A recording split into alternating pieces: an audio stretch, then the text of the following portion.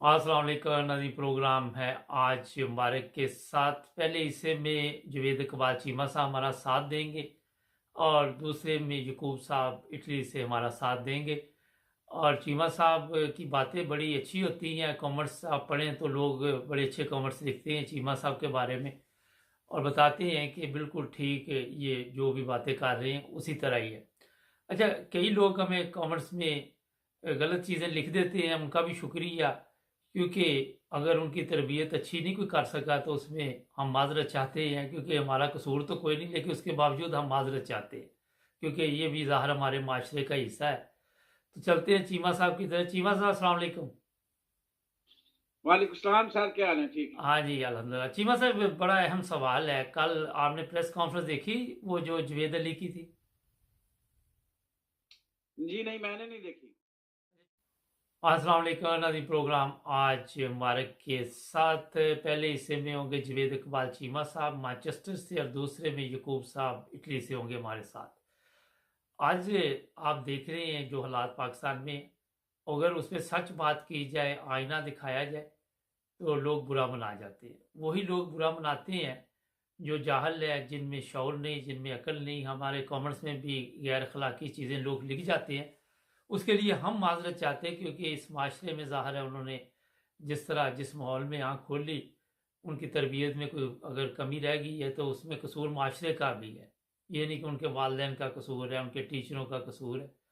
चीमा साहब, क्या ख्याल है जो लोग सब कुछ देखने के बावजूद बेहयाई और ऐसी चीज़ें लिख देते हैं गैर अखलाकी? आप पहले उनके बारे में चंद अल्फाज से बताइए, लंबा नहीं, छोटा सा जरा। जी मुबारक साहब, बात आपकी सच है। असल में ये हमारी जहलियत है, हमारा जहलानापन है। हमें रोशनाई नहीं है इस बारे में, और ये समझे कि शऊर नहीं है हमारे अंदर। तो इसमें उनका भी कसूर कम है, हम्म। क्योंकि आदमी का जो जितना उसको इल्म होता है उसने उतनी बात कहनी होती है। तो एक आदमी वो कहते हैं, अगर डड्डू समुद्र में किसी तो कहते हैं कुएं में गिर जाए तो उसे तो वो समुद्र ही नजर आता है। क्या ख्याल है? हम्म। हालांकि समुद्र और बात है और वो कुआं और बात है। डड्डू के हम्म। लिए वही समुद्र है। तो बस ये है, इतना ही काफी है उसके लिए कि वो अपनी अपनी जहानत और अपनी अपनी तालीम के हिसाब से जो उसने शुरू से बचपन से हासिल किया है उसी हिसाब से बात करेगा, लाजमी बात है। अच्छा चीमा साहब, एक दो सवाल आपसे मैं बड़े अहम करना चाहता हूँ आज के प्रोग्राम में। एक तो कल एक प्रेस कॉन्फ्रेंस हुई, उसमें आपने नहीं देखी, एक जवेद अली बंदे को पेश किया गया, उसको पुलिस उठा के ले गई, उसके कपड़े उतार दिए, उसको ठंडे फर्श पे बैठाया गया, उसके जिस्म के जो नाजुक जगह थी उनके साथ ईंटें बांध दी गई। फिर उसको, हेलो जी जी, जी। उसको फिर कहा गया कि आपकी बीवी को भी बुला लिया गया, उसके भी कपड़े उतार के वीडियो अपलोड की जाएगी। पुलिस स्टेशन में ये सब कुछ हुआ, फौज की आला क़यादत की अच्छा निगरानी में हुआ।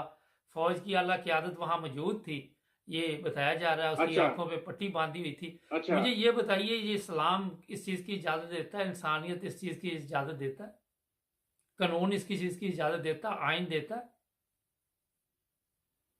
अच्छा, फौज भी वहां मौजूद थी? हाँ जी, ये बताया जा रहा है मैं कि आपका वही वही फौज का आला अच्छा, अफसर जो वहां पे तो मैं मौजूद। आपका ये जो अभी देता हूँ इसका जवाब, एक एक मिनट के लिए। पहले ये एक आप सुन लें कि वजीर आजम जो बूट पॉलिश हमारा है, जी। वो चैरी ब्लॉसम, उसने आज बयान दिया है बलूचिस्तान के बारे में। हम्म। वो दहशतगर्दों के कि हम्म। सजा से बच नहीं सकेंगे, और वही वो 70-72 साल वाले जो हुक्मरान बयान देते हैं, नाहक खून बहाने वालों को इबरत का निशान बना देंगे।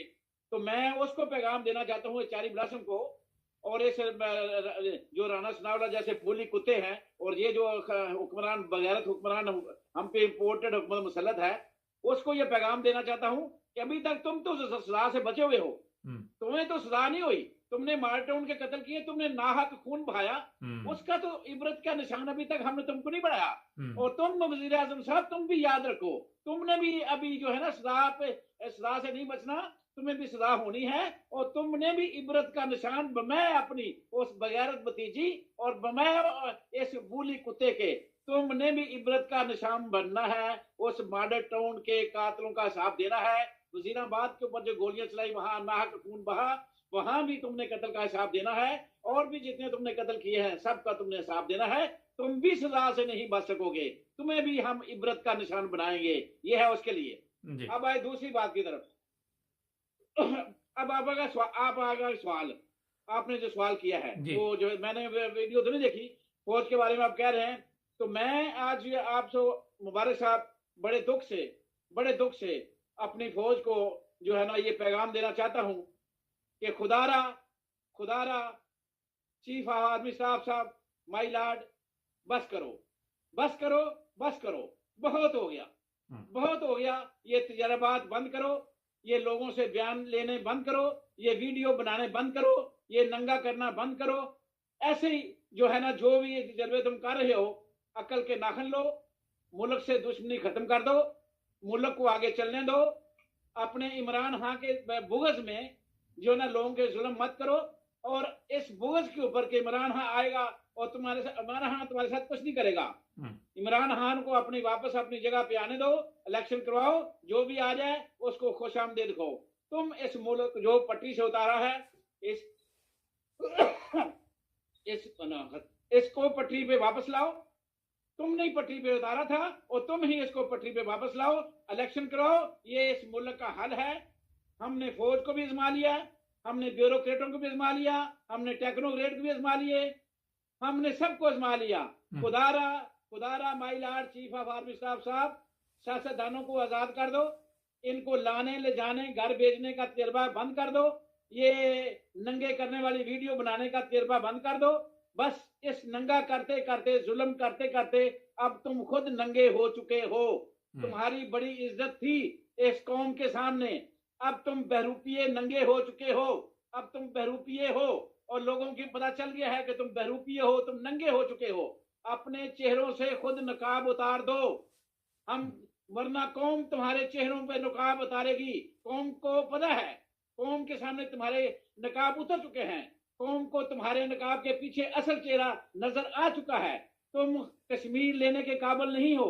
पहले तुमने आधा मुल्क शराब और जना के चक्कर में दे दिया, अब रहा सा कि टुकड़े टुकड़े करना चाहते हो।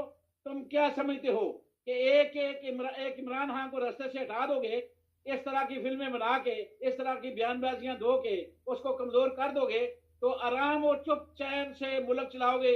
ये भूल जाओ, ये तुम्हारी भूल है, ये तुम्हारी भूल है माई लॉर्ड, ये तुम्हारी भूल है।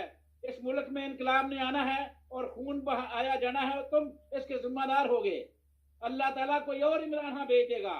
अल्लाह ताला बेहतर सोच रहा है, अल्लाह ताला बेहतर फैसले करने वाला है। उसने क्या फैसला किया है तुम्हें भी पता चल जाएगा, मुझे भी पता चल जाएगा। और कभी इमरान और कई इमरान खान पैदा हो चुके हैं जो तुम्हारी रातों की नींदें हराम कर देंगे। एक इमरान खान को हटाओगे, कई इमरान खान तुम्हारे सामने आके खड़े हो जाएंगे। अगर तुम राना सनावला जैसे बोली कुत्ते हमारे ऊपर मुसल्लत करोगे, मरियम जैसी बेगैरत औरत जो 4 महीने जना करती रही और 4 महीने के बाद जब बेटी पैदा होने वाली तो फिर उसने निकाह किया, ऐसी औरतों को तुम हमारे ऊपर मुसल्लत करोगे तो इन करप्ट खानदानों की हुकूमत में लाओगे तो तुम अपने सीने पर जो मेडल सजाओगे ना, वो मेडल नहीं, हमारी लाशों की बेहुरमती के निशान सजाओगे। ये याद रखो। मुल्क से क्या चाहते हो? मैं कहता हूं कौन कौन से तजर्बे करेगो? बंद कर दो तजर्बात, बस करो। मैं तुम्हें खुदा का वास्ता देता हूं, बस करो, बस करो, बहुत हो गया। चीफ ऑफ आर्मी साहब बस करो। तो मैं आखिर में एक चीफ ऑफ आर्मी साहब के लिए चंद शेर आपको देता हूं, सुनाता हूं, तो फिर खुदा हाफिज कहूंगा। तो मैं चीफ ऑफ आर्मी साहब, मैं हैरान हूं मुबारक साहब, मैंने 2009 तक सारी किताबें लिख दी थी। मैंने नई जो लिखा है वो छुपाए नहीं और मैंने लिखना बंद कर दिया था। मगर हर दौर में जो भी आता है ना, मेरे पुराने वो शेर ही वही काम देते हैं, क्योंकि मुल्क बदले ही नहीं, मुल्क उसी तरह चल रहा है, तो मेरे पुराने शेर ही काम आते हैं। ये मेरी पुरानी गजल है। तो आज भी मैं चीफ ऑफ आर्मी साहब के नाम जो अपनी पुरानी गजल नहीं बदला, अगर बदला होता तो मैं नया शेर शामिल करता, मगर मैंने कहा चलो जब बदला ही कुछ नहीं है, इस मुल्क में वही तजर्बे चल रहे हैं, तो फिर चलो ऐसे तो ऐसे ही सही। तो मैं क्या आज करता हूँ, सुनिए जी इरशाद।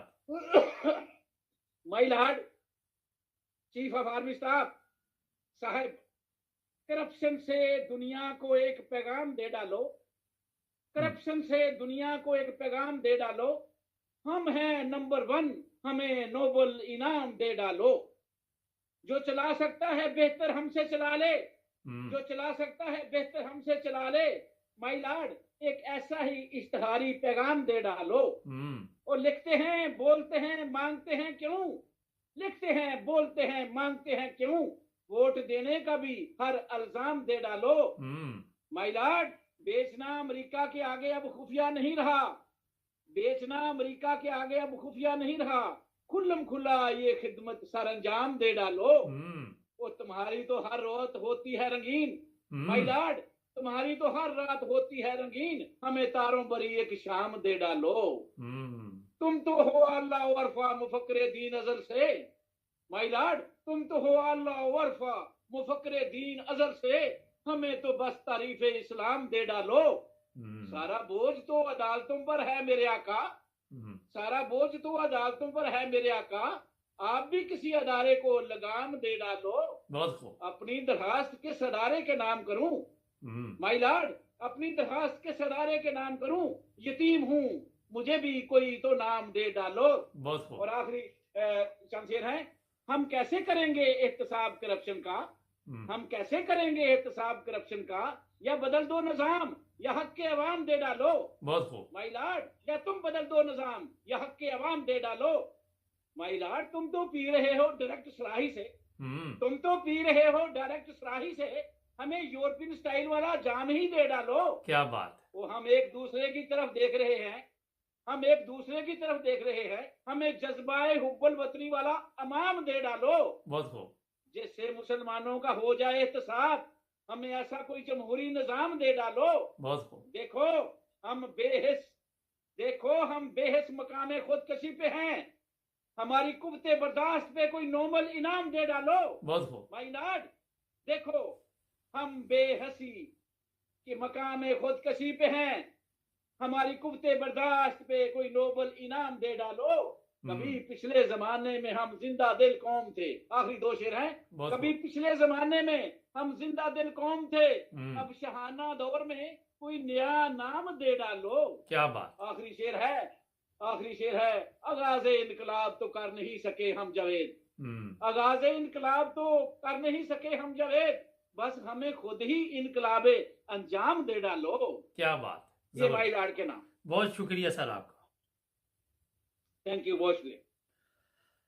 नाज़रीन, आज कॉमर्स हमारे पढ़े, वहाँ पे यही चीज़ें लिखी हुई थी किसी साहब ने कि इनकी तो रातें रंगीन होती हैं और दिन भी इनके जो होते हैं शराब और शबाब की महफिलें सजती हैं और इनको कोई फिक्र नहीं। यही था उसका मफहूम, थोड़ा सा मैं बदल दिया। और इनको कोई फिक्र नहीं कि कौम किस हालत में है, कौम की ज़िंदगी किस तरह गुजर रही है, किस जहन्नम में पड़ी हुई है कौम। अभी एक ब्रेक लेते हैं और ब्रेक के बाद यकूब साहब के पास चलेंगे। आज के प्रोग्राम में उनको भी लेंगे, उनसे भी इसी तरह के सवालात पूछेंगे। जुड़े रहे हमारे साथ। चलते हैं यकूब साहब की तरफ। ਜਿਹਨੂੰ ਜਾਣ ਕੇ ਹਰਾਇਆ ਗਿਆ ਤੇ ਦੂਜੇ ਪਾਸੇ ਉਹ ਬੰਦਾ ਜਵੇਦ ਅਲੀ ਸ਼ਰੀਫ ਆਦਮੀ ਬੈਠਿਆ ਸੀ, ਗਰੀਬ ਬੰਦਾ। ਉਹਨੂੰ ਉਸਮਾਨ ਡਾਰ ਨੇ ਕਿਸੇ ਨੂੰ ਆਖ ਵੇਖ ਕੇ ਲੱਗਾ ਕੀ ਹੈ, ਉਹ ਇੱਕ ਮਤਲਬ ਹੈ ਕਿ ਬਾਹਰ ਚੌਕੀਦਾਰ ਲੱਗਾ ਗੇਟ ਅੱਗੇ। ਉਹ ਬਗੈਰਤ ਦੇ ਬੱਚੀ, ਉਹ ਜਵਾਨ ਇਨਸਾਨ ਹੈ, ਉਹ ਮੁਸਲਮਾਨ ਹੈ, ਕਲਮਾ ਗੋ ਹੈ। ਤੁਸੀਂ ਉਹਦੇ ਨਾਲ ਪਹਿਲਾਂ ਜ਼ਿਆਦਤੀ ਕੀਤੀ ਹੈ, ਤਸ਼ੱਦਦ ਕੀਤਾ ਹੈ, ਬੇਗੁਨਾਹ। ਖੁਦਾ ਦੀ ਖੁਦਾਈ ਦੁਆ ਗਵਾਹੀ ਦਿੰਦੀ ਹੈ ਕਿ ਇਤਨਾ ਕਿ ਉਸ ਬੰਦੇ ਨਾਲ ਤੁਸੀਂ ਜ਼ਿਆਦਤੀ ਦੀ ਇੰਤਹਾ ਕੀਤੀ, ਤੁਹਾਨੂੰ ਖੁਦਾ ਮਾਫ ਕਰੇਗਾ। ਤੁਸੀਂ ਮਰਨਾ ਨਹੀਂ, ਕਬਰ ਵਿੱਚ ਨਹੀਂ ਜਾਣਾ। ਫਿਰ ਤੁਸੀਂ ਉਹਦੇ ਨਾਲ ਉਹ ਹਰਕਤਾਂ ਕੀਤੀਆਂ ਨੇ ਕਿ ਜਿਹੜੀਆਂ ਕੁੱਤੇ ਵੀ ਕੁੱਤੇ ਨਾਲ ਨਹੀਂ ਕਰਦੀਆਂ। ਕਿਸੇ ਇਨਸਾਨ ਦੇ ਨਾਜ਼ੁਕ ਅਜ਼ਾਮਾਂ ਉੱਤੇ ਰੱਸੀਆਂ ਬੰਨਣੀਆਂ, ਇੱਟਾਂ ਲਮਕਾਣੀਆਂ, ਨੰਗੀਆਂ ਕਰਨਾ, ਫਿਰ ਉਹਦੇ ਬੀਵੀ ਬੱਚਿਆਂ ਨੂੰ ਚੁੱਕ ਕੇ ਲਿਆਉਣਾ, ਫਿਰ ਉਹਦੀ ਬੀਵੀ ਕੋਲ ਸਾਹਮਣੇ ਉਹਨੂੰ ਤੁਸੀਂ ਬੰਦੇ ਨੂੰ ਤਰੋੜਨਾ। ਤੁਹਾਡੀ ਉਹ ਇੰਨੀ ਬਗੈਰਤੀ ਦੀ ਵਜ੍ਹਾ ਨਾਲ ਵੀ ਉਹ ਬੰਦਾ ਟੁੱਟਿਆ ਨਹੀਂ। ਇਹ ਕੱਲ ਪੂਰੇ ਪਾਕਿਸਤਾਨ ਨੇ ਗੱਲ ਸੁਣ ਕੇ, और तुसी अंदर ही बैठे हो पूरी पाकिस्तानी कौम, मर जाओ डुब के। और तुहाडे च गैरत नहीं है, ईमान नहीं है। एक बंदे नाल इतनी ज्यादती भी होंदी है ते तुहाडे कोल एक आसमा मुनाफिक, एक है जिहड़ा चीफ इलेक्शन दा बुली कुत्ता, ए जिहड़ा ਉਹਦਾ ਨਾਮ ਮੇਰਾ ਤੇ ਜ਼ਮੀਰ ਨਹੀਂ ਕਰਦਾ, ਮੈਂ ਉਹਦੀ ਸ਼ਕਲ ਤੱਕ, ਉਹਦੀ ਚੈਨ ਤੱਕ, ਉਹ ਪਤਲੂਨ ਦੀਆਂ ਜੇਬਾਂ 'ਚ ਹੱਥ ਪਾ ਕੇ ਨਹੀਂ ਤੁਰਦਾ ਪਿਆ। ਉਹਨੂੰ ਪਤਾ ਕਿ ਮੇਰੇ ਮਗਰ ਮੁਨਾਫਿਕਾਂ ਦਾ ਟੋਲਾ ਲੱਗੇ ਆ। ਜਿਹੜਾ ਅਸੀਂ ਤਮਾਸ਼ੇ ਵਾਲਾ ਬਾਂਦਰ ਵੀ ਬੈਠੇ ਆ, ਪਿੱਛੇ ਮੁਨਾਫਿਕ ਪੇਨੇ ਮੌਲਵੀ ਦਾ ਮੁੰਡਾ ਵੀ ਬੈਠੇ ਆ। ਉਹਦੀ ਸ਼ਕਲ ਉਹਦੀ ਵੀ ਵਿਗੜੀ ਹੈ, ਲਾਹਨਤਾਂ ਪੈਂਦੀਆਂ ਪਈਆਂ। ਔਰ ਤੁਹਾਡੇ ਦੇ ਲਾਹਨਤ ਹੈ ਪੂਰੀ ਕੌਮ ਤੇ, ਪੀਰ ਫਕੀਰ ਛੱਡ ਕੇ, ਨੇਕ ਬੰਦੇ ਛੱਡ ਕੇ, ਔਰ ਤੁਸੀਂ ਅੰਦਰ ਬੈਠੇ ਹੋ।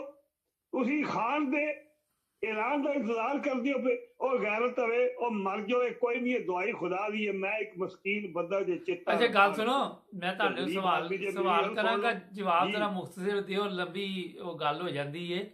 ਇਹ ਦੱਸੋ ਕਿ ਉਹਦੀ ਬੀਵੀ ਨੂੰ ਧਮਕੀ ਦਿੱਤੀ ਗਈ ਔਰ ਉਹਨੂੰ ਵੀ ਕਿਹਾ ਗਿਆ ਕਿ ਉਹਦੇ ਕੱਪੜੇ ਤਾਰ ਦੇ ਕੇ ਤੇ ਉਹਦੀ ਵੀਡੀਓ ਬਣਾਈ ਜਾਏਗੀ। ਕੱਲ ਨੂੰ ਇਹ ਤੁਸੀਂ ਕੀ ਸਮਝਦੇ ਜੀ ਕਿ ਹੋਰ ਲੋਕਾਂ ਦੇ ਵੀ ਲਈ ਇਹੀ ਕੰਮ ਕੀਤਾ ਜਾਏਗਾ? जवेद साहब मैं अर्ज करना पिया कि ये एक बंदे ने गलत खाधी है, ਉਹਦੀ ਹਿੰਮਤ ਹੈ ਸਾਹਮਣੇ ਆ ਗਈ। ਅੱਲਾਹ ਜਾਣਦਾ ਕਿੰਨੇ ਨਾਲ ਜ਼ਿਆਦਤੀਆਂ ਪੇ ਕਰਦੇ ਨੇ ਜਿਹੜੇ ਛੋਟੇ ਬੰਦੇ ਡਰ ਕੇ ਅੰਦਰ, ਹਰ ਬੰਦਾ ਜੁੱਟ ਨਹੀਂ ਕਰਦਾ। ਜਵੇਦ ਸਾਹਿਬ ਹਾਂਜੀ, ਮੈਂ ਖੁਦ 2 ਦਫਾ ਪੁਲਿਸ ਦੀ ਬੜੀ ਜ਼ਬਰਦਸਤ ਫੈਕਟੀ ਖਾਧੀ ਹੈ, ਫਿਰ 6 ਮਹੀਨੇ ਮੈਂ ਘਰ ਰਿਹਾ, ਮੇਰੇ ਕੋਲ ਡਰਾਈਵਰੀ ਨਹੀਂ ਹੋਈ, ਮੈਂ ਬਾਜ਼ ਨਹੀਂ ਆਉਂਦਾ ਆਪਣੀ ਆਦਤ ਤੋਂ। ਅਗਰ ਮੈਂ ਅੱਜ ਥੋੜਾ ਜਿਹਾ ਪਾਕਿਸਤਾਨ ਹੁੰਦਾ, ਮੈਂ ਦੱਸੋਗੇ, ਹੁਣ ਥੋੜਾ ਬਾਹਰ ਜਿਹਾ ਜਾਣਾ ਦੱਸੋਗੇ ਪੁਲਿਸ ਕਿੰਜ ਮਾਰਦੀ ਹੈ ਉੱਥੇ? ਥੋੜਾ ਜਿਹਾ ਦੱਸੋ ਜ਼ਰਾ। ਸੀ। ਮੈਂ ਤੁਹਾਨੂੰ ਕੀ ਦੱਸਾਂ, ਮੈਂ 2 ਦਫਾ ਏਸੀ ਉਹਦੇ ਮੈਨੂੰ ਪੇਸ਼ ਕੀਤਾ ਸਵੇਰੇ जेल मुन्ना ने रिमांड लैन वास्ते। उन्हें जज ने कहा भाई ये ड्राइवर है, कोई दहशतगर्द तो नहीं ना है, उस जो इन्हें राती ज्यादती कर ली है, मैं जो रिमांड नहीं मैं देना है। उन्हें मैं जमानत दे छड़ी उस वेले ही।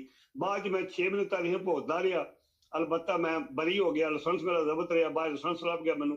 तो मैं इस वास्ते कहना मैं सच्ची गल करन तो एक बार कोई राय मैनू पुलिस ने मारिया बड़ा, क्योंकि मैं गल सच्ची करन तो पुलिस के मूँह ते करना, भावें जज होवे, भावें मजिस्ट्रेट होवे, भावें कोई होवे, मैं गल मूँह ते करनी होती है।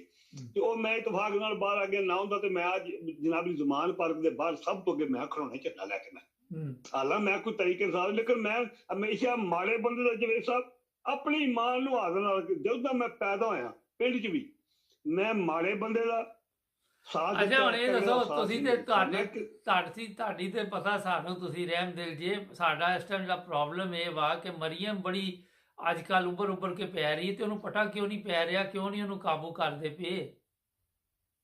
ਜਦੋਂ ਕੌਮ 'ਚ ਗੈਰਤ ਨਾ ਹੋਵੇ, ਜੇ ਕੌਮ 'ਚ ਗੈਰਤ ਹੋਵੇ, ਜਿਹੜੇ ਬੰਦੇ ਉਹਦੀ ਸ਼ਕਲ ਤੱਕ ਨੂੰ ਰੂਹ ਨਹੀਂ ਕਰਦਾ, ਉਲਟੀਆਂ ਆਉਂਦੀਆਂ ਨੇ, ਬਾਅਦ ਵੀ ਅੱਖਾਂ 'ਚ ਸੁਰਮਾ ਪਾਣਾ ਪੈਂਦਾ। ਮਦੀਨੇ ਸ਼ਰੀਫ ਦਾ ਇੱਕ ਤਗੇ ਦੀ 2 ਨੰਬਰ ਔਰਤ ਹੈ, ਬੇਜ਼ਮੀਰ, ਬੇਗੈਰਤ, ਦਲੀ ਗੱਲ ਨਾ ਕੱਢਿਓ, ਮੈਂ ਅੱਗੇ ਪ੍ਰੋਗਰਾਮ ਬੜਾ ਕੱਟਿਆ ਔਰ ਤੁਹਾਡਾ। ਜੰਮਦੀ ਉਹ ਜਿਹੜੀ ਹਾਲਾਤ ਤੋਂ ਗਈ, ਜੰਮਦੀ ਅੱਜ ਦੀ ਨਹੀਂ ਹੈ, ਉਹ ਲਿੰਗੀ ਲੜਕੀ ਹੈ। तो ਉਹਨੂੰ ਪਤਾ ਨਹੀਂ ਵੀ ਨਿਕਲ ਗਈ ਹੈ ਸਫਦਰਵਾਨ ਨਾਲ। ਇਹਨੇ ਪਹਿਲੀ ਕੁੜੀ 5 ਮਹੀਨੇ ਦਾ ਹਮਲ ਲੈ ਕੇ ਬਾਹਰ ਪੈਦਾ ਹੋਈ। ਫੱਡਾ ਹੁਣ ਉਹਦੀ ਕੁੜੀ, ਫੱਡਾ ਉਹਦੀ ਕੁੜੀ ਦਾ ਨਹੀਂ ਹੈਗਾ, ਫੱਡਾ ਇਸ ਟਾਈਮ ਕੌਮ ਦਾ ਹੈ। ਮੈਂ ਉਹੀ ਅਰਜ਼ ਕਰਨਾ ਪਿਆ ਵੀ ਸਾਡੀ ਕੌਮ, ਮੈਂ ਨਹੀਂ ਜਵੇਦ ਸਾਹਿਬ ਸੋਚ ਸਕਦਾ। ਅਸੀਂ ਕਲਮਾ ਗੋਆ, ਅਸੀਂ ਲਬੈਕ ਵਾਲੇ ਆ, ਅਸੀਂ ਕੌਣ ਨਹੀਂ ਲਬੈਕ ਵਾਲਾ? ਜਵੇਦ ਸਾਹਿਬ ਤੁਸੀਂ ਮੁਸਲਮਾਨ, ਤੁਸੀਂ ਲਬੈਕ ਵਾਲੇ ਨਹੀਂ ਹੋ ਹੈ?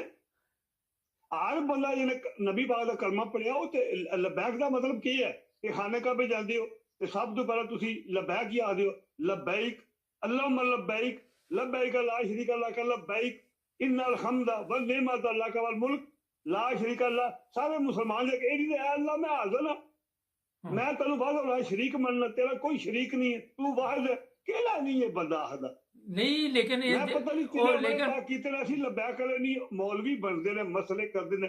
राती मेरी जवेद साहब कुदरती कार मिल गई, लगे है रजाइयां कट्ठियां करन, पता नहीं किहड़ी तंजीम दे बंदे ने। ते मैं उन्होंने कहा वास्ता खुदा दा जे और मुल्क वास्ते बोलो, वास्ता जे मुल्क है तो तुहाडा ये दाना पानी लगे है। पहला इस पाकिस्तान की खैर मंगो, और पहला चीफ इलेक्शन कमीशन को जान छड़ाओ। ਇਹ ਜਿਹੜਾ ਮੌਲਵੀ ਦਾ ਮੁੰਡਾ ਆ ਗਿਆ, ਵਿਗੜੀ ਸ਼ਕਲ ਦਾ ਜਿਹੜਾ ਚੀਫ ਆਰਮੀ ਸਟਾਫ ਬਣ ਗਿਆ, ਇਹਦੀ ਸ਼ਕਲ ਤਾਂ ਕੋਈ ਸਿਪਾਹੀ ਬਣਨ ਦੇ ਵੀ ਕਾਬਲ ਹੈ। ਪੂਰੀ ਦੁਨੀਆ ਦੇ ਸੱਤੇ ਬਰਿਆਲਮਾਂ ਵੀ ਤੱਕ ਲੋ ਕਿਧਰੇ ਵਾ ਕੋਈ ਇਹੋ ਜਿਹਾ ਚੀਫ ਆਫ ਆਰਮੀ ਸਟਾਫ ਹੈ। ਅੱਛਾ ਹੁਣ ਅਦਾਲਤ ਕੀ ਫੈਸਲਾ ਕਰੇਗੀ? ਅਦਾਲਤ ਤਾਂ ਫੈਸਲੇ ਸਹੀ ਕਰੇਗੀ। ਅਦਾਲਤ ਵੀ ਜਿਹੜੇ ਇਹ ਆਦਮੀ ਨੇ 2 ਬੰਦੇ ਕੱਢੋ ਜਿਹੜੇ ਇਨਸਾਨ ਦੇ ਬੱਚੇ ਨੇ, ਜਿਹੜੇ ਇਨਸਾਨ ਨੇ ਸਹੀ, ਪਹਿਲਾਂ ਉਹਨਾਂ ਨੇ ਗਲਤੀ ਕੀਤੀ ਹੈ, ਪਰ ਜਦੋਂ ਬੰਦਾ खुदा को डर जाए, आखिरी उम्रे तौबा कर जाए। जेड़े 3 बंदे विच मुनाफिक बैठे ने, चोटी ने, जेड़े लुहारां दे नौकर ने, बाबरस्तार, अतर बिनुल्ला, काजी फायदा, जेड़ा उन्होंने साल काजी फायदा लाना है, वो बंदा वाजिबुल कत्ल है। उन्हें लुहारा को रुपये लैके अदीबिया केस का रोलिया, जिन्ना भी अदीबिया पेपर मैल, तो उन्हें इनू लुहारा ने अपने नाल दूजा मकान लग दिता अपनी गली दे विच। ਤੇ ਉਹ ਆਦੇ ਜੀ ਮੈਂ ਜਿਹੜਾ ਉਹ ਕਹਿੰਦਾ ਕਿ ਮੈਂ ਉਹਨੇ ਕੋਈ ਮਨੀ ਟ੍ਰੇਲ ਦਿੱਤੀ ਹੈ, ਉਹਨੇ ਉਹਦਾ ਕੋਈ ਸਬੂਤ ਦਿੱਤਾ ਲੁਹਾਰਾ ਵਾਂਗੂ, ਉਹ ਕਿਸ ਤਰ੍ਹਾਂ ਬੈਠੇ ਹੈ ਸੁਪਰੀਮ ਕੋਰਟ ਦੇ ਵਿੱਚ? ਔਰ ਥੂ ਹੈ ਤੁਹਾਡੇ ਤੇ ਪਾਕਿਸਤਾਨੀ ਕੌਮ ਤੇ ਅਦਾਲਤਾਂ ਉੱਤੇ ਵਜ਼ੀਰਾਂ ਨੂੰ ਧਿਆਈ ਕੋਈ 30 ਸਾਲ ਤੋਂ ਜ਼ਰਦਾਰੀ ਤੇ ਨਵਾਜ਼ ਸ਼ਰੀਫ ਨੇ ਫਲ ਜਿਹੜੇ ਇਹਨਾਂ 30 ਸਾਲਾਂ 'ਚ ਜੱਜ ਲੱਗੇ ਨੇ ਜਾਂ DIG ਬਣੇ ਨੇ ਜਾਂ IG ਬਣੇ ਨੇ ਜਾਂ ਜਿਹੜੇ ਬਿਊਰੋਕਰੇਟ ਜਿੰਨੀ ਵੀ ਨੇ ਤਬਾਹੀ ਕਰ ਛੜੀ ਜਿਹੜੇ ਅਦਾਰਿਆਂ ਵਿੱਚ ਬੰਦੇ ਬੈਠੇ ਨੇ ਕੋਈ ਚੰਦ ਬੰਦੇ ਇਤਫਾਕ ਨਾਲ ਉੱਤੇ ਆ ਗਏ ਨੇ ਵਰਨਾ ਇਹਨਾਂ ਕੋਈ ਬੰਦਾ SP ਤੋਂ ਅੱਗੇ ਈਮਾਨਦਾਰ ਨਹੀਂ ਜਾਣ ਦਿੱਤਾ ਤੇ ਸੈਸ਼ਨ ਜੱਜ ਤੋਂ ਅੱਗੇ ਹਾਈ ਕੋਰਟ ਤੇ ਸੁਪਰੀਮ ਕੋਰਟ 'ਚ ਕੋਈ ਨਾ ਜੱਜ ਨਹੀਂ ਜਾਣ ਦਿੱਤਾ FBI ਕੋਈ ਨਾ ਸਰਬਰਾਹ ਨਹੀਂ ਬਣ ਦਿੱਤਾ ਇਹ ਜਿਹੜੇ ਬਾਡੀ ਬਿਲਡਰ ਵਾਲੇ ਇਹ ਮਲਕ ਰਿਆਜ਼ ਵਰਗੇ ਬੰਦੇ ਆ ਗਏ ਜੇ ਇਹੋ ਜਿਹੇ ਜਨਾਬਰੀ ਕਰਾਚੀ ਜੱਜ ਲੱਗੇ ਜੇ ਇਹੋ ਜਿਹੇ ਇੱਥੇ ਲੱਗੇ ਜੇ ਕੋਈ ਚੰਦ ਬੰਦੇ ਜਿਹੜੇ ਅੱਗੇ ਆ ਗਏ ਨੇ ਅਦਾਲਤਾਂ ਤਾਂ ਸਹੀ ਫੈਸਲਾ ਕਰਨੀਆਂ ਪੂਰੀ ਕੌਮ ਜੱਜਾਂ ਦੇ ਪਿੱਛੇ ਖਲੋ ਜਾਏ ਬਿਲਕੁਲ ਪੁਲਿਸ ਦੇ ਤੇ ਜੱਜਾਂ ਦੇ ਇਹਨਾਂ ਕੋਲ ਹੀ ਤੁਹਾਨੂੰ ਇਨਸਾਫ ਲੱਭਣਾ ਤੇ ਜੱਜਾਂ ਕੋਲੋਂ ਪੁਲਿਸ ਵਿੱਚ ਬੜੇ ਬੜੇ ਹੀਰੇ ਬੰਦੇ ਨੇ ਪਰ ਜਿਹੜੇ ਪੁਲਿਸ ਨੇਕ ਬੰਦੇ ਨੇ ਜਿਵੇਂ ਸਾਹਿਬ ਮੈਂ ਤੇ ਥਾਣੇ ਜਾ ਕੇ ਫੈਂਟੀ ਖਾ ਕੇ ਪੁਲਿਸ ਤੱਕੀ ਹੈ ਨਾ